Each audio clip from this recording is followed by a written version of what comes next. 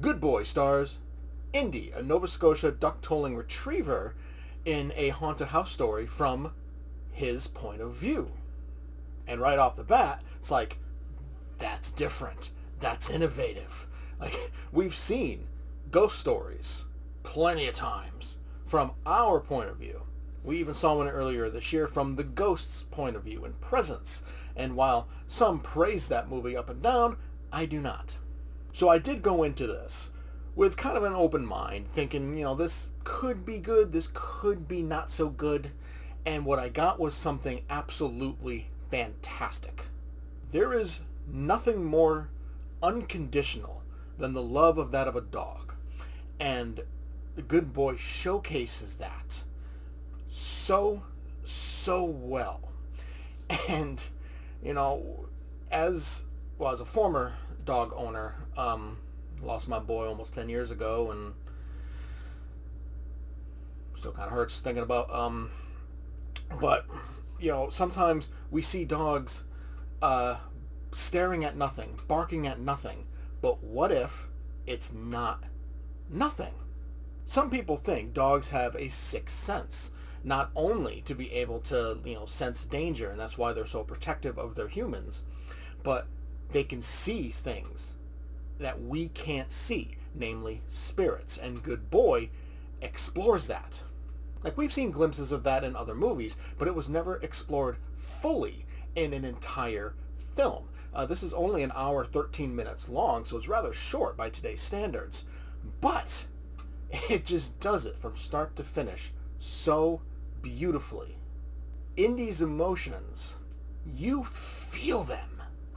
Like you get close-ups of Indy's eyes and you see like the happiness, you see the fear, and you feel that.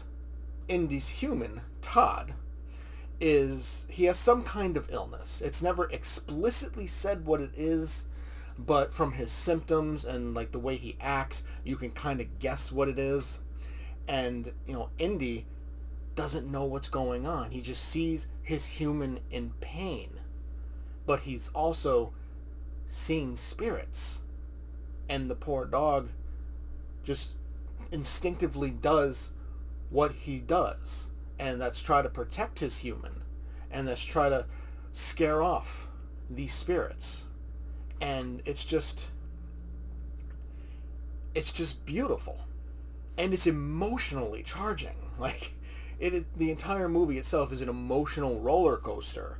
And you feel for Indy. And you just want to jump through the screen and hug Indy. You want to pet Indy. And it's just so well done. Like, I couldn't believe it. I saw an early access screening of Good Boy, and after the very, very short credits, which was great, there's actually Indy and the director, who the director is Indy's human. And they actually like give you like a behind the scenes making of a scene, and he talks about making the movie over 400 days over 3 years and in their own house, and really the only crew on site was him, Indy, and his wife. Of course, there are plenty of other people post-production, but like right then and there, 2 crew members. That's it. And kind of going through how he made it just gave me an even more appreciation of the film and of Indy. Indy's not a trained movie dog. He's literally the director's pet. That's it. And he kills it. I went into Good Boy kind of expecting this to maybe be kind of lame, but what I got was something emotionally charging, actually pretty tense, at times edge of your seat. And there's a jump scare that got me. Jump scares don't get me anymore.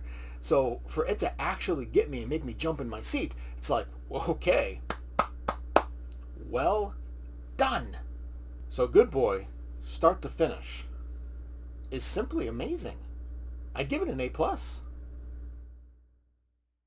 Thanks for watching this episode of Fatman Inc. Horror. Please Please leave a like and subscribe if you enjoyed, and to see more horror reviews as Fatman horror begins to take shape.